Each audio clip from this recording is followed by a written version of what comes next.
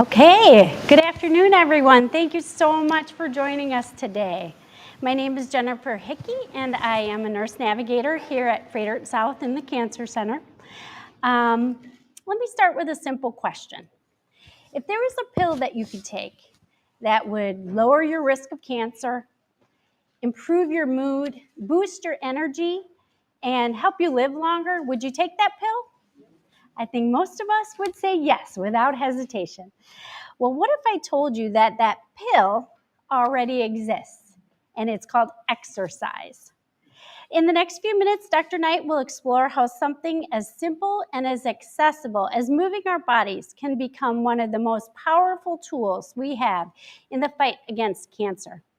He will then be available to you to answer any questions that you have.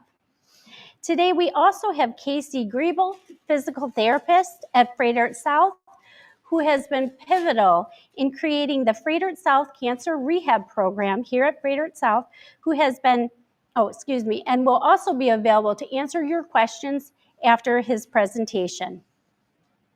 Dr. David Knight, for those who have not met him, received his medical degree from Creighton University School of Medicine, completed his residency in internal medicine at Barnes-Jewish Hospital, and his fellowship in hematology oncology at the University of Chicago. Dr. Knight has been practicing in this community for 15 years, providing excellence in cancer care every day. Today, he will speak about a subject that he is passionate about, as personally being an avid runner and always been involved in sports, and professionally as a cancer physician. Please help me welcome Dr. David Knight. Thank you. So if you can't hear me, just let me know. Usually I just talk super loud. So this lady's having this iron reaction. It's kind of like a peanut allergy, and she's there with her throat is swelling. She says something along the lines, I saw your picture in the paper, and you're much cuter than that picture. Like picture's like 10 years old. I'm 10 years older and looking better now, apparently. But super nice lady. So sorry about the wait. Slides should be forthcoming. So, quick anecdote. A few weeks ago, Jen said a few words to me about this talk, Jen Hickey. And I was thinking about it, and it reminded me of my experience at home. So, my belief is that, and my belief is not always accurate, but my belief is that the 21st century husband gets a lot of eye rolls at home, a lot of like, what are you doing? It's like a whole slew of memes. Meme number 24, the dumb 21st century husband. That's me. My wife's always showing him to me. So if she was hearing this, she would be like, that's not what happened. He's not remembering things properly. So my recollection about this was that I was supposed to give a few remarks and, off the cuff sort of talk. And then earlier this week, I'm getting pictures from the newspaper and so on and so forth. So in that regard, I quickly sort of hopefully got my act together to go over something that really I am pretty passionate about. And notwithstanding the recent reaction over an infusion center, hopefully I'll be able to say a few useful things about activity. It reminds me for sure of when I did my training. So I was at the U of C between 2005 and 2008. And for the first year, you had to give a talk every 3 or 4 months. And the way training is when you're a general medicine trainee, you just don't learn a ton of oncology. So when I did my first talk, I did a talk on prevention. And actually, it was super interesting. Back then, people were giving, various supplements and vitamins and things to try to prevent cancer, enough of which got to the big meetings and were presented. But one of the things that when I was preparing for this talk, one of the things that was that I came across was a paper that was new that year, give or take, 2005, about activity, exercise, and its impact on cancer. It is one of these topics to me that it almost seems like a talk or a research paper or research protocol is almost unnecessary just because it's so obvious. But so many things in healthcare don't make perfect sense. We all just kind of know that healthier living, whether it's activity or the optimal diet or the lack of tobacco and things like that, or screening, we all know those things are important, but it's nice to, over the years, see this whole story kind of evolve to the point where we're at now in 2025. And certainly there's a very important pivotal paper that was presented just a few months ago in the summer of 2025 on activity, exercise, and its impact on cancer. So just to give a little bit of history of the topic, I went back and just looked at some old references. And as I kind of alluded to, basically, people have been talking about this for, 50 years, essentially. One of the earliest publications in 1986 was looking at a paper that was published. And back then, it was sort of if you will, the old days. So they're just sort of doing observational studies, not necessarily more controlled studies, which are more sort of what we're seeing now on this topic. But back then, just prospectively observing people over time and then evaluating their cancer risk or whether or not they get cancer, and then sort of compartmentalizing people into groups with respect to their physical activity, was showing even back in the 60s and 70s, with patients in the 60s and 70s, that people that are more active have a lower risk of cancer or lower risk of dying from cancer. Specifically, New England Journal 1986, 1,700 college alumni from Harvard actually were monitored, followed for 15 to 20 years.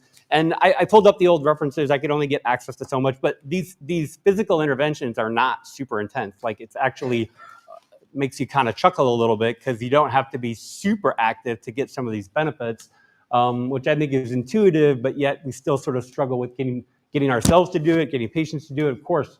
But they just described that in this study that they basically just asked questions about people that are more active. They described the activity as basically stair climbing, taking walks, or participating in sports. And they published in 1986 that there was a reduction in the risk of getting cancer and dying from cancer. So then you move into like the 1990s, and just one sort of example article I put here from 1991. At this point, this actual article reflects the same group that I described in the 80s, but there are dozens of these articles, like some small, some big, small number of patients, phase 1, phase 2, and so forth, all the way up to phase 3 now.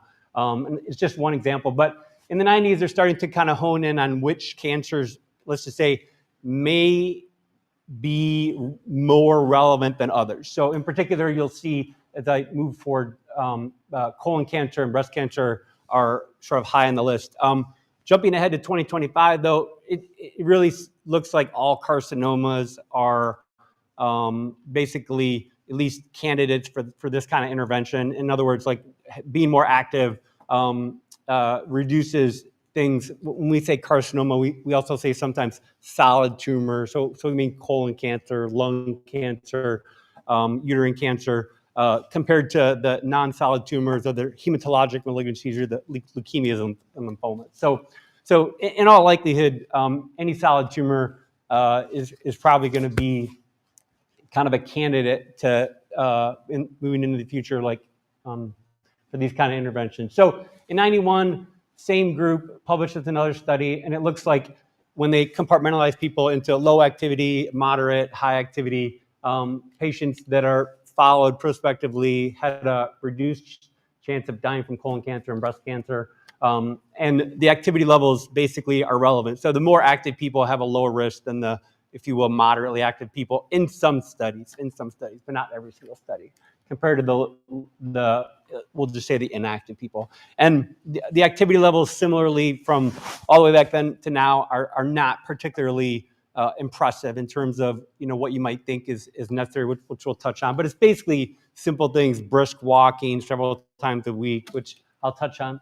So you can see now, though, at this point, probably there's some thought about, well, if these are the cancers that are most relevant, colon cancer, breast cancer, uterine cancer, perhaps moving into the future, we can target people that are prone to those cancers or who get those cancers versus, if you will, all cancers. So this is meant to kind of outline how the field and the research evolved over the decades. in 2000, there's definitely a new development that continues to sort of add to the understanding of exercise activity in cancer, and that's that people were publishing, tracking patients who actually had cancer, and they were essentially asking the question of, if you have cancer and you're more active versus if you are less active, what does your outlook from that cancer look like? And basically, I referenced this article here, JAMA 2005, and essentially patients with stage 1 and 2 and 3 breast cancers, when compartmentalized by activity, the patients that were more active, did more exercise, had a reduced chance of dying from their cancer.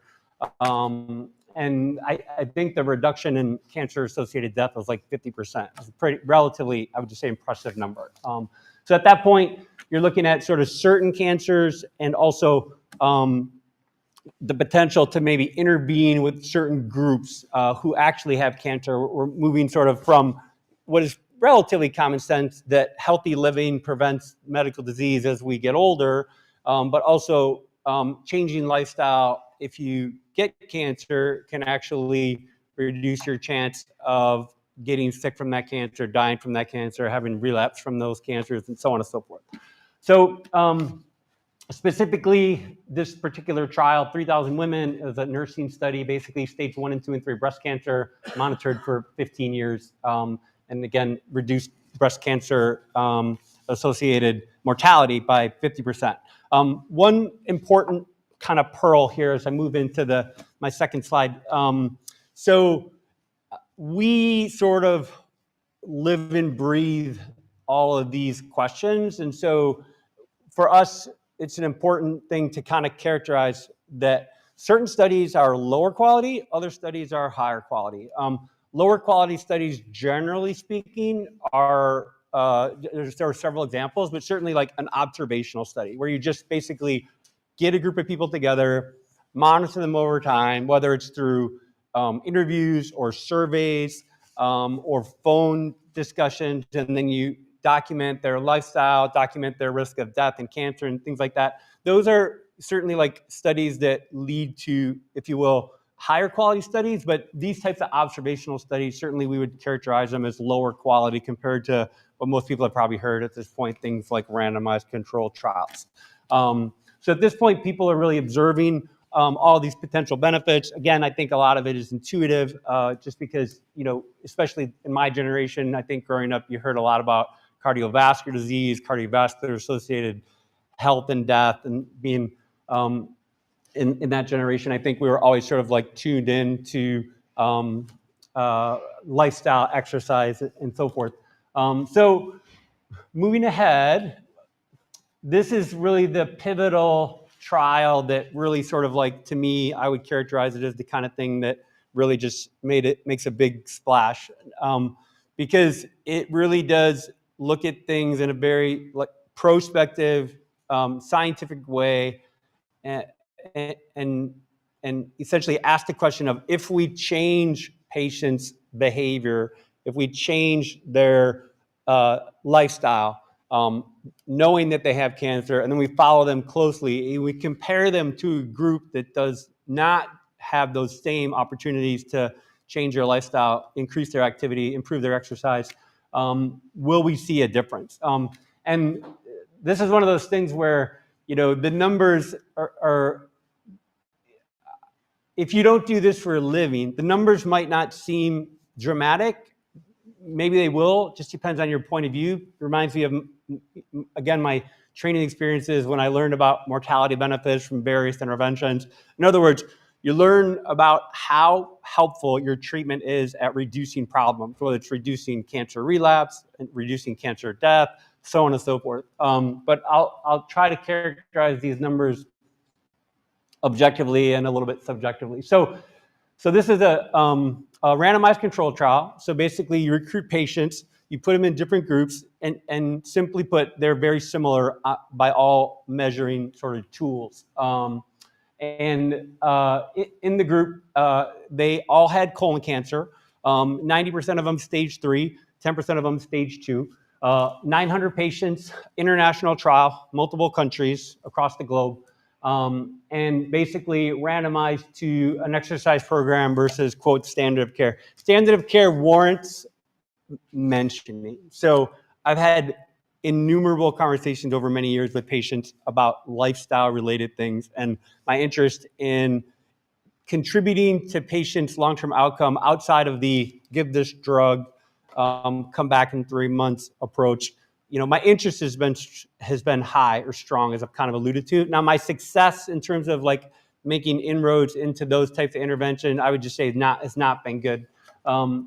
Because as I'll talk about, these things are not easy to implement, as you can imagine. But what we tend to do as doctors, and now I've been practicing 20 years, give or take, what we tend to do as doctors, is basically say, go exercise. I mean, we might give a few comments, a few sentences, but I think we all know that, that's not particularly helpful, right? Patients have all kinds of limitations. And frankly, we have limitations. We have time limitations. We really have knowledge limitations, characterizing for people what they should do, how often they should do it. We're not good at it. There's at least, from my own personal experience, I'm not good at it. And so when you kind of tell patients, like if they complain of fatigue, for example, exercise and higher levels of activity has always been or at least somewhat beneficial for fatigue. But getting people to sort of grasp onto that, go do it, and helping them do so. It's like kind of like the whole smoking cessation. You should stop smoking. Well, thanks a lot. It's been 50 years I've been smoking. Like, it's not that easy. So let's move on to some of the details of the data. But in the trial, they essentially put people into two groups, 450 or so in each group. Most of them got chemotherapy, and this is noteworthy, like patients with stage 3 colorectal cancer for 20 years get chemotherapy to reduce relapse rates. And then after chemotherapy, they were put in these two groups. And basically, from what I could ascertain, their intervention was not that sophisticated. It wasn't like, from what I can deduce, they were giving people personal trainers 24 hours a day.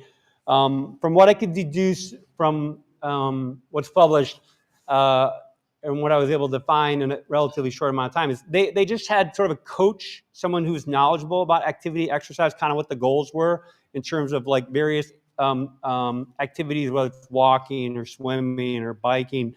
And they basically met with them one or two times a month, every 1 or 2 weeks. It was stated in different ways and different things that I checked out. But let's just say once every week or two for the first 6 months, then once a month they would meet with them. And then, of course, monitor their activity. The study was very successful. It was like 80% of people became more active. Of course, which I'll touch on briefly, all kinds of risks, went down as far as cardiovascular and, let's say, non-oncologic risk. And then the group that was on the trial, they would do some exercise.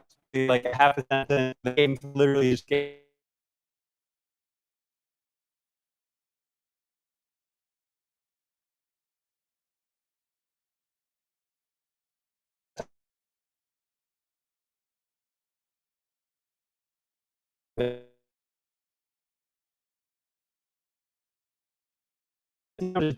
nothing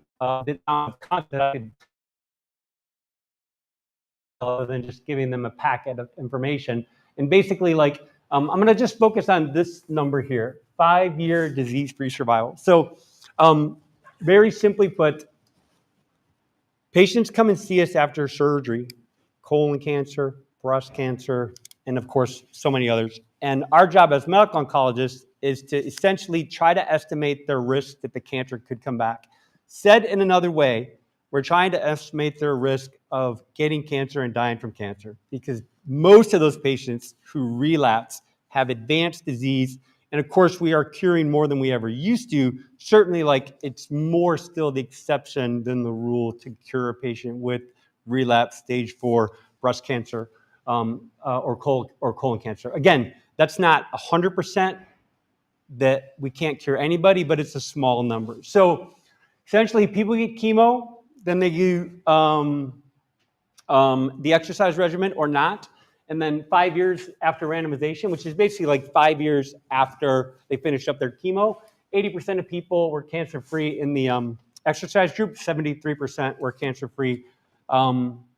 In the non-exercise group, or the exercise group, the group that didn't have the structured exercise program. So that's quite literally 7 people without metastatic cancer.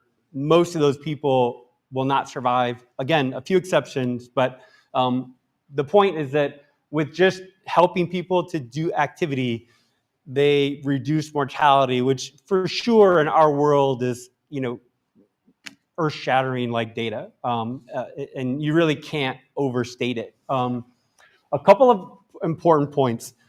I remember this also from training.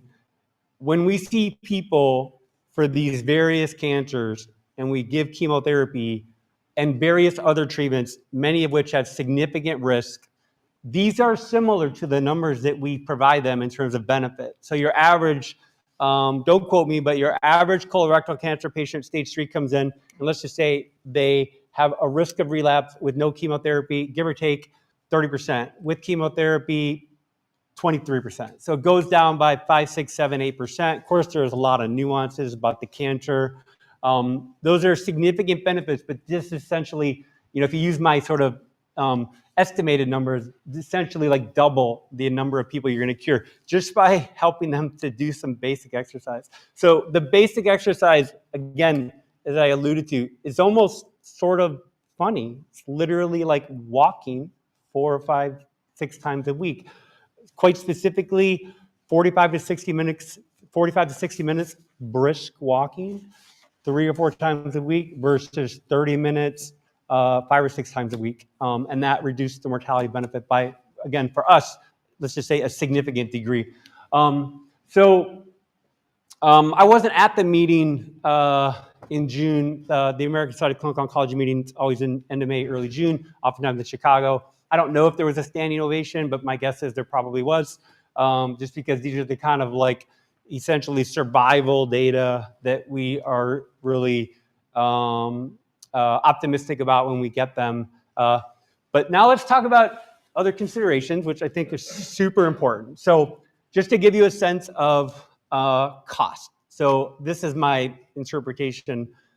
In my training, I think my generation of doctors, at least this is the way it felt, or it just sort of struck me in an important way and it sort of stuck with me. We were trained to think about the financial aspect of care to some degree, not in a way that it would influence us to withhold or implement care based on financial considerations, just that healthcare in America is extraordinarily expensive and continues to be extraordinarily expensive. So just to give you a sense of expense, I just Googled it like anybody else. Like we usually give, let's just say 3 to 6 months of a chemotherapy regimen for colorectal cancer called FOLFOX.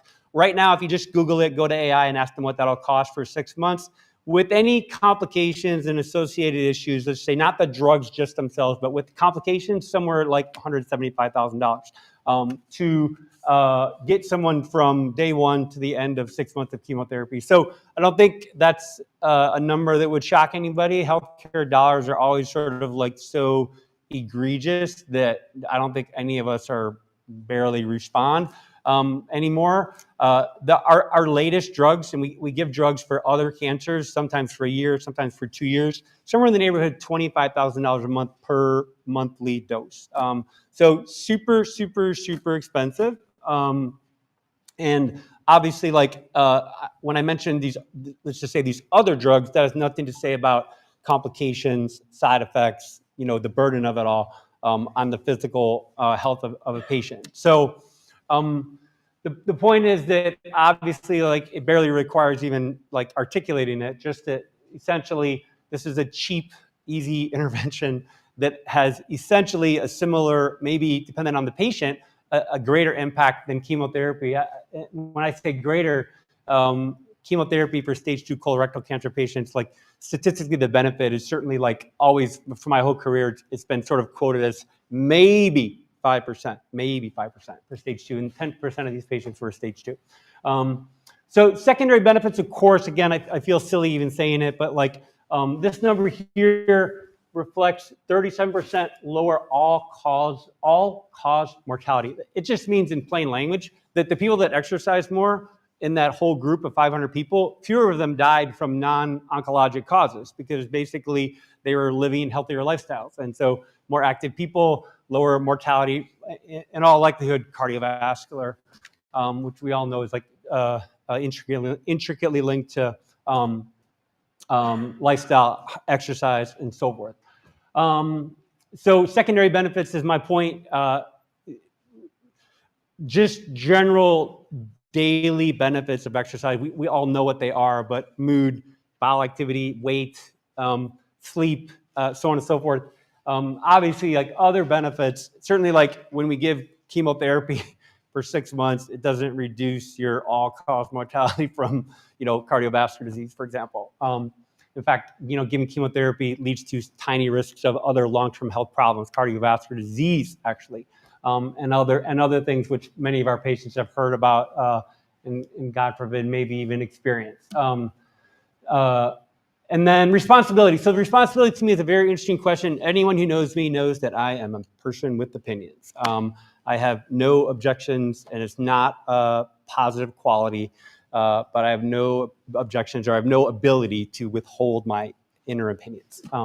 So responsibility, what I would say is that this talk does not reflect the possibility that, we should be, in my mind, the idea that we should, as a field across the globe, across the country, be doing more to help people live better.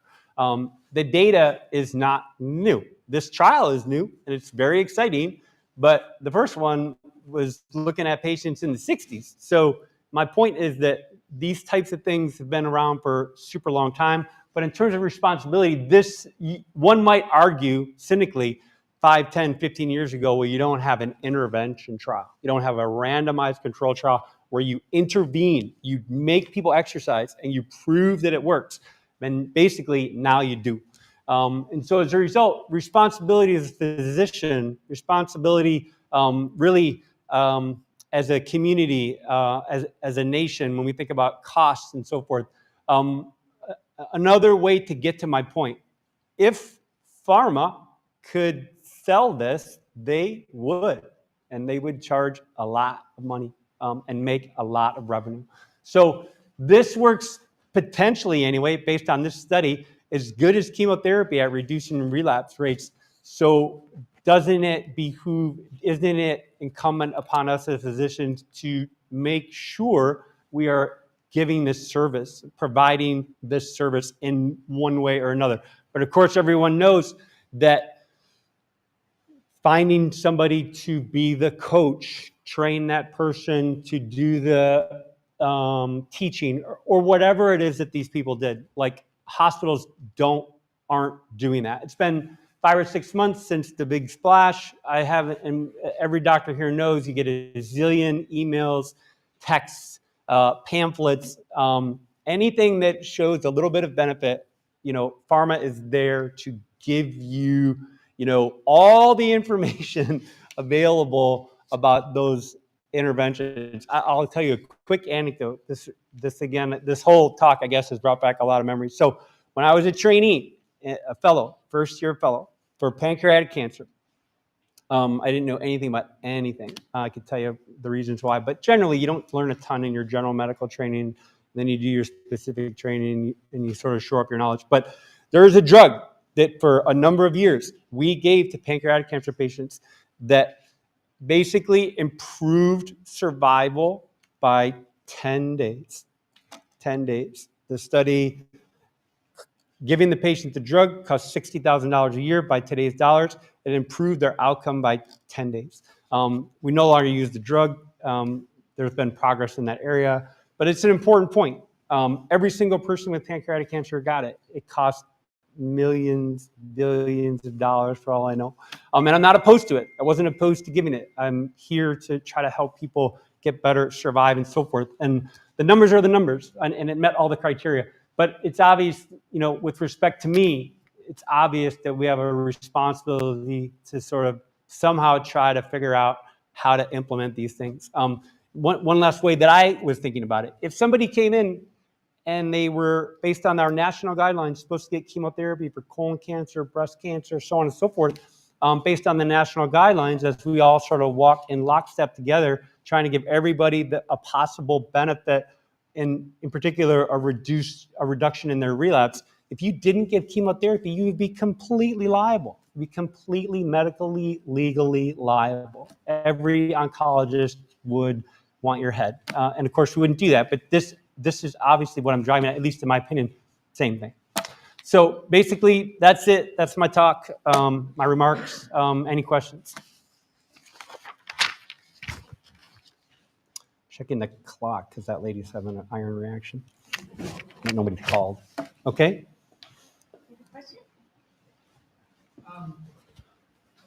In aligning with your presentation, there's a PBS article that states that exercise may be the most potent intervention ever known. And it aligns perfectly with your presentation today, and it's easily accessible to Google it.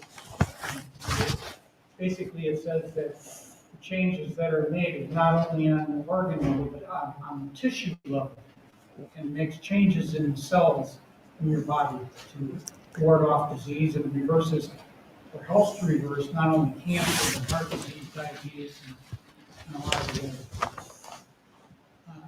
And I have one other question.